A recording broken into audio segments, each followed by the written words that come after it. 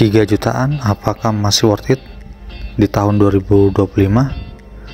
Ayo kita ulas iPhone 12 128GB warna putih, apakah masih worth it? Yuk langsung kita bahas. iPhone 12 ini rilis tahun 2020 dan sudah masuk usia 5 tahun, tapi yang menarik, performanya masih cukup mumpuni di tahun 2025. Walaupun unit yang saya dapat ini garansi internasional, namun ketika saya cek di website resmi Apple, maka saya lihat di situ tahun pembeliannya di 19 Juni 2024. Jadi kalau kita cek di garansi, dia masih di sini, dia masih garansi. Ini dia di sini masih kadaluarsa 18 Juni, berarti masih garansi. Jadi belum ada setahun. Jadi unit yang saya dapat ini belum nyampe 1 tahun kalau kita lihat di keterangan garansi. Jadi ini benar-benar unit yang saya dapat ini benar-benar like new. Jadi mulus. Secara desain iPhone 12 warna putih ini benar-benar cakep. Jadi benar-benar bodinya ini solid. Kemudian layar belakangnya atau backdoornya itu sudah kaca. Kemudian framenya ini aluminium, benar-benar elegan, dan warna putih ini benar-benar clean. Jadi cocok buat kalian yang suka tampilan minimalis. Ukuran layarnya sendiri di 6,1 inci dengan layarnya Super Retina XDR OLED, menjadikan tampilannya terasa nyaman buat nonton, scrolling, sosmed, bahkan ngedit foto. Warnanya tajam dan brightness-nya cukup terang walaupun di luar ruangan. Layarnya benar-benar jernih. Jadi punya pacar jago ngedance. Mami. Speakernya juga masih oke. Beneran dapat iPhone 15 Pro Max cuma 400 ribu.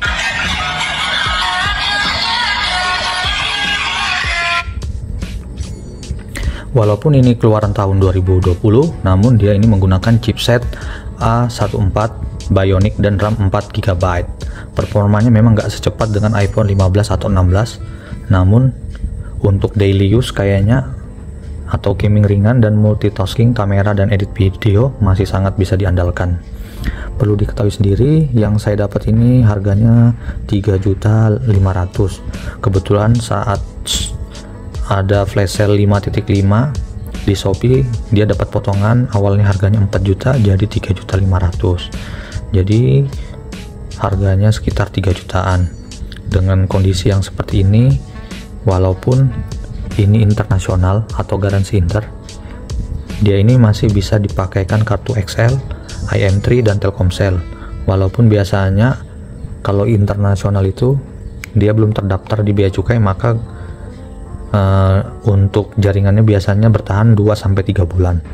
Jadi resiko kalau kita menggunakan atau membeli iPhone Inter itu adalah jaringannya bisa keblokir. Jadi nanti kita kalau keblokir, kita aktifkan kembali. Untuk mengaktifasi jaringan lagi biasanya kita itu berbayar lagi. Biaya mengaktifasi jaringan kembali biasanya harganya sekitar di bawah 300 ribuan. Selama beberapa hari pengetesan jaringan, memang kadang-kadang jaringannya muncul hilang, apalagi kalau kita matikan. Jadi kendalanya sih atau kekurangannya di situ. Untuk kameranya benar-benar masih tajam warnanya natural sesuai dengan kita lihat atau real, masih bisa bersaing untuk di tahun 2025. Apalagi perekaman videonya benar-benar smooth. Jadi untuk harga 3 jutaan, kalau kita bandingkan dengan HP harga 3 jutaan, mungkin kameranya masih menang di iPhone 12 ini. Berikut hasil kameranya. Kamera 1 kali atau kamera utama, kamera 0,5. Hasilnya sesuai dengan keadaan real. Jadi mendekati keadaan real. Ketika berada di belakang cahaya juga dia masih mendapat detail yang oke.